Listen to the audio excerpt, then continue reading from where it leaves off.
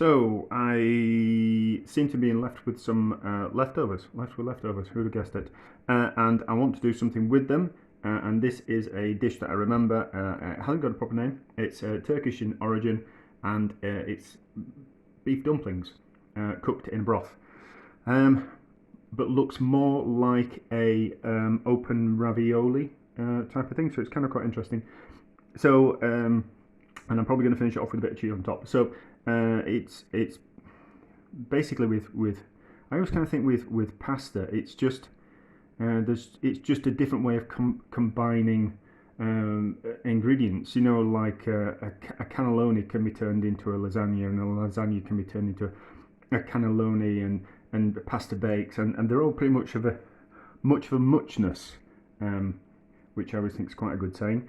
So I'm not sure how many portions it's going to make, but we're basically going to go on about 750 grams worth of filling.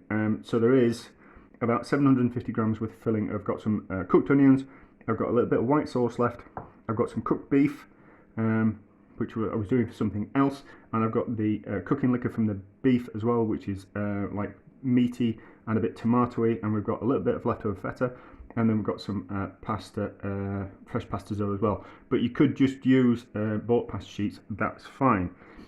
So we're going on the ratio. I forgot exactly how much each one of those 4 ingredients for the stuffing weighs, but it comes to 750 grams, and there's about 500 milliliters of the poaching stocky sauce, and we're going to use about 350 grams worth of pasta. I think I'm not entirely sure. I'm just going to have to wing it just a little bit. I'll write the proper recipe down. But any leftover pasta, that's not an issue. What I'm going to do is I'll just simply roll it out and cut it into tagliatelle or pappardelle, and then I'll dry it, and then that can live in the cupboard. So for the dumplings, we need to chop the onions, we need to chop the meat, so it's a smaller size. So that's pretty straightforward. We'll do the meat first. I think it's going to be a little bit more tougher to cut, and then we'll combine the stuffing mix. So as always, it doesn't have to be beef. It could be lamb, it could be pork, it could be chicken.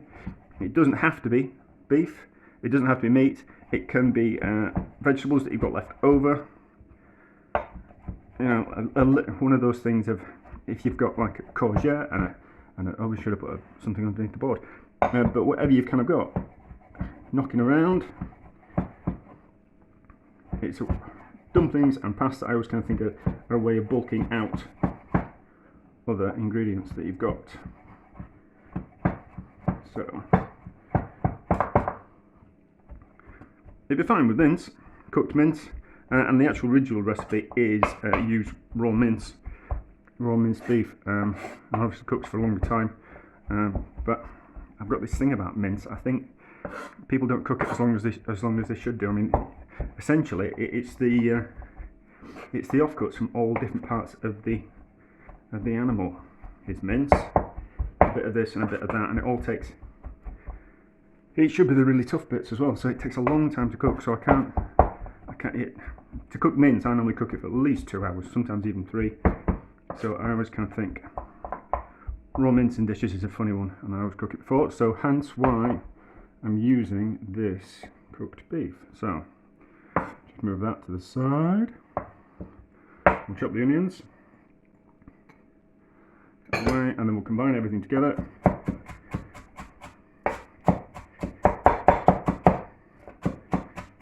And then we'll roll out the dough, we'll make the dumplings, and then we'll put everything together. And I think we'll finish it with a bit of cheese on top. The Turkish dish is you put yogurt sauce on top, but I haven't got any yogurt, so I think we'll just have it more as a pasta, open ravioli pasta bake, with a bit of cheese on top, which I think was very nice.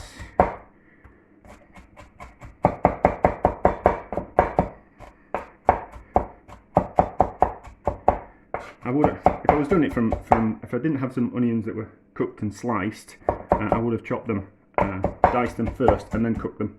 It's just that they were sliced, so that's why I'm chopping them this way now.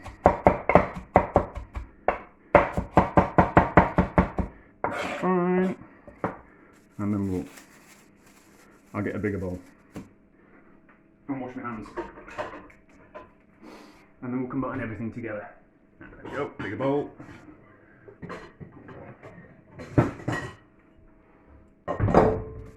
So, never have enough space. That in there. If I had some herbs, I'd put some herbs in as well, but I haven't. I have, but they're outside in the garden, and it's cold and it's dark, and I don't want to go outside and start having to pick herbs. So, that's that.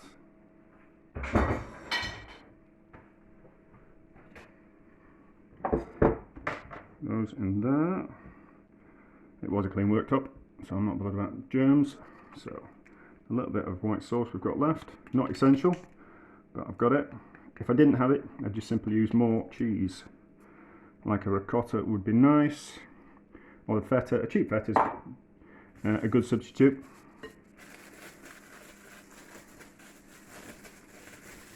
Oops. Crumble the cheese in. I mean, I've said it before, I think cheap feta, I think it's quite a good cheese because it's nice and acidic, and it's cheap, and it'll be from the supermarket, so it will be, when they call it Greek cheese, it will be because proper feta has to be made with a certain ratio of sheep's milk or goat's milk. So I think when it says a Greek style cheese, it's highly likely that the cheese will have been made with 100% cow's milk, or they don't want to, or it might have some goats or sheep's milk in it, but they're not enough high in a ratio that they can actually physically call it authentic Greek cheese. So I think it might need a little bit. I don't think it'll need much pepper. You'll need some pepper. And we'll taste, and it might need a little bit of salt. Quite a lot of pepper.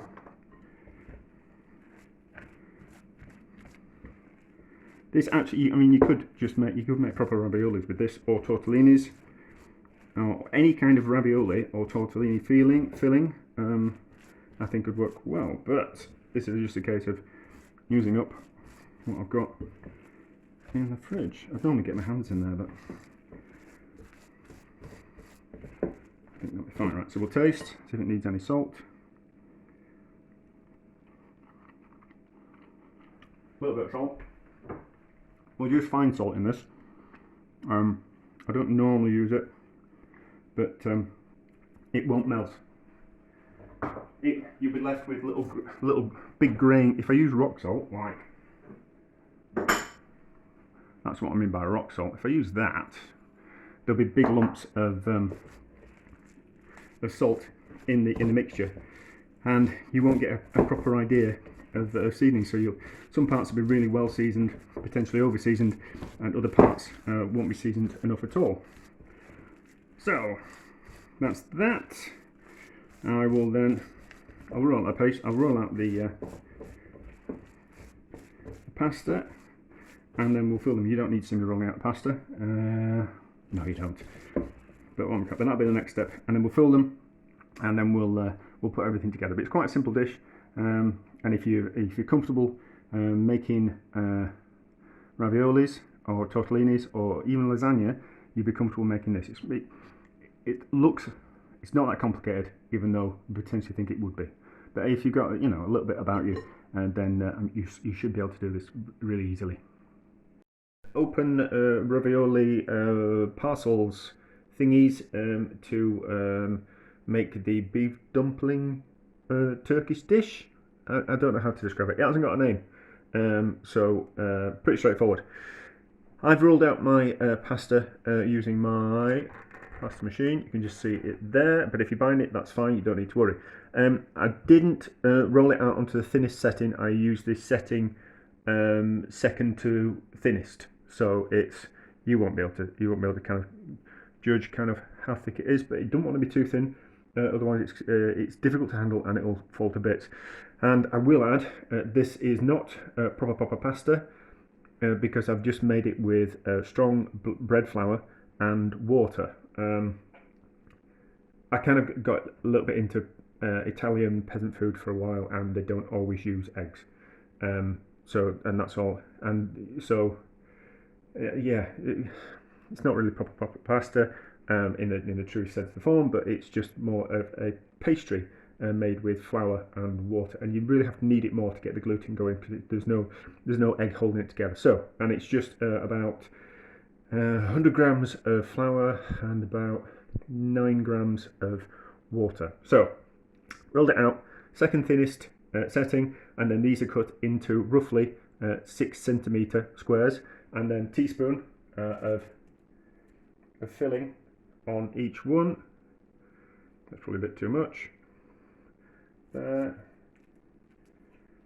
and then we'll just quickly show you. There's no need for water because it's the pastry will stick to. Well, I'm going to call it pastry. The pastry will stick together naturally. So it's just a case of drawing them together, that into the centre, and then squeezing down the sides there. So it's like an open, pretty much the same of way of when you're making tortellini and things, but they're a little bit fuller, and they just to seal there so nothing leaks out. So we'll do another one so you can see, but it's pretty straightforward. It's almost like rolling a cigarette. Not that I know how to do things like that. So like that, press the sides together, flatten it out silently because it's going to sit on the bottom of a baking tray, well, baking dish. To the centre, there again, like that. So it's pretty straightforward. It's not out of the realms of possibility for most people, that I don't think. So we'll do another one to kind of show you. Like that. And then another one. And just keep going until all the stuffing's gone, or all your pasta's gone. I'll work out how much pastry pasta that I made. I certainly made 400 grams worth of flour, I seem to remember. So there'll be about 450 grams worth of pasta. But that's it. So they're about 6 centimeters squared. Now what's that, about 2.5 inches squared, and then a teaspoon worth of filling in each one. So what I'll do is I'll carry on and on and on and on, and I'll finish these off, and then we'll arrange them nicely into the dish that we're going to bake them into. And then that'll be it. So just see again. It's always difficult when I watch videos how to do things. They just do it once really quickly, and you kind of like, oh, that's kind of quite difficult to work out. So, but we're just doing that. We're just pressing, and then just give it a flat bottom. Hey, that one's falling over. It needs a flatter bottom. But there. So that's that. I'll carry on. We'll come back, and we'll show the next process. So 750 grams of stuffing, the stuffing mixture, and about 400 grams of pasta have given me 42 dumplings. So I don't know what's that. I reckon that's good. That's a good. Depends how you're going to eat it, but I'd say that's a good 4 adult portions if you're having something else with it as well. So we're going to bake it in the oven, and if we'll look at the this is the. Can you really see that? It's a bit low. So you can say that's kind of a soup kind of consistency, which I think is about right. So if you're using a jar of tomato pasta sauce, I would say maybe let it down by half. And there's just over a litre there, so we'll see how much we need, but it's a bit of a wing in it at the moment. I've heated it up because I want to speed up the cooking process, because I've been swimming. It's getting a bit late now, and I'm kind of thinking I'm getting really quite hungry. So I've just heated that up to speed up the cooking process. The dumpling mix is cooked on the inside, so all we really need to do is cook the pasta when it's in the oven. And while I was swimming, I was thinking about what I'm going to do. I'm going to bake it in the oven in the beefy tomatoey sauce, and then I'm going to finish it with cheese on top. I've got some pecorino. I'm going to put pecorino, when it's cooked, I'm going to put pecorino on top just so it melts. I'm not going to put it under the grill and gratinate it. I'm just going to I'm just going to put the cheese on top so it melts into it. So it'll be kind of quite interesting. So, a little bit of sauce into the dish before we start, because if I don't, what will happen is the dumplings, open raviolis, whatever you want to call them, will stick to the bottom and they will bake on the bottom. So I'm wanting them really to poach. So put them in a nice pattern. So fold on a level, and then fill in the gaps like that. I don't think we're going to have got far too much sauce looking at it now, but I think we'll be fine. There.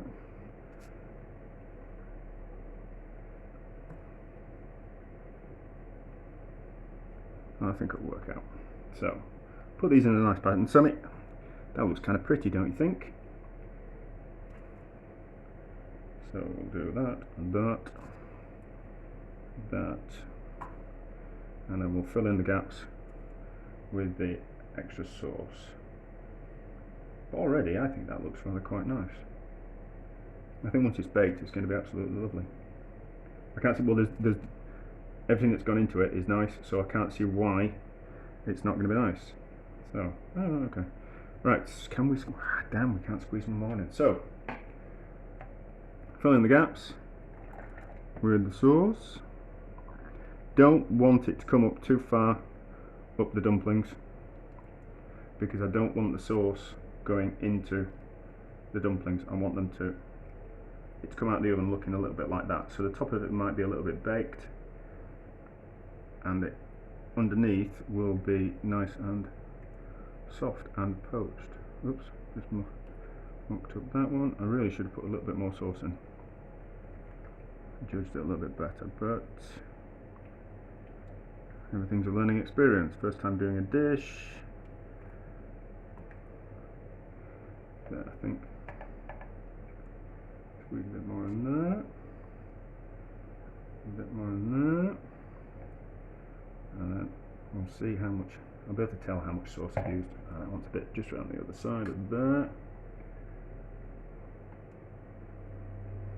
Yeah, that'll be alright. We'll just put that there. So how much sauce have we used? We've used about 300 millilitres. Yes, there's about 300 millilitres of sauce in there. That's half the recipe.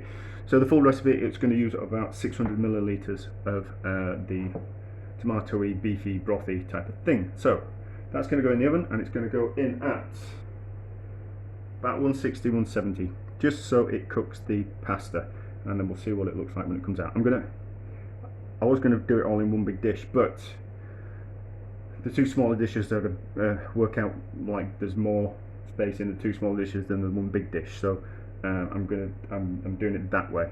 So I'll do the other dish as well. But that's it. That's going to go in the oven, and we'll see how it turns out. So it's now nicely baked, and I'm going to put some cheese on the top, and it goes back in the oven just to melt the cheese. I'm not that bothered about it gratinating. I just want to melt the cheese onto the top. So we've got two dishes. The other dish is slightly bigger. I'm going to be really generous with the cheese, and there's about 100 grams of cheese, there's going to be about 50 grams on this, but there's going to be like 100 grams of cheese in total, so that's fine. And then back in the oven, melt the cheese, maybe it's a little bit more, and then we'll come back. There we go, cheese has melted on top. So how am I going to dish this out? We'll use some scissors just to cut across there. Otherwise it's going to make a mess. Turn that round, and we'll just dish it out onto a plate. Like that. Oops. Knocking things over. Back in the one there. Moment of truth.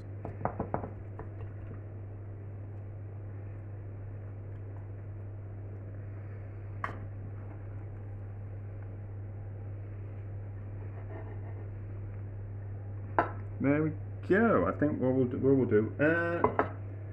we'll pause and then we can just get a better look from the side. So I'll pause and I'll move the camera. There we go. Doesn't that look nice? Just see, I've obviously had to cut through some of the open raviolis, but you can see that looks nice morsel of cheese on top. It's going to be lovely. Kind of a, kind of, it's just it just falls in within that category of like a baked pasta dish along the lines of cannelloni and lasagna and the ziti as well. It just kind of falls within that category, but just a different way of doing things. You can put anything in those raviolis, any kind of leftovers that you've got. Fine, you can make them vegetarian. You can put anything that you can think about putting in a pasta dish would go into those raviolis. I think it's just a different way of doing things and just mixes things up a little bit. But it'd be lovely. I don't need to tell you it's going to prove it's going to taste nice, because I know it's going to taste nice. But that's it. I think that's something else to do. Also, I would have thought, certainly with the holidays coming up, with plenty of leftovers, I think certainly a good way of using up leftovers.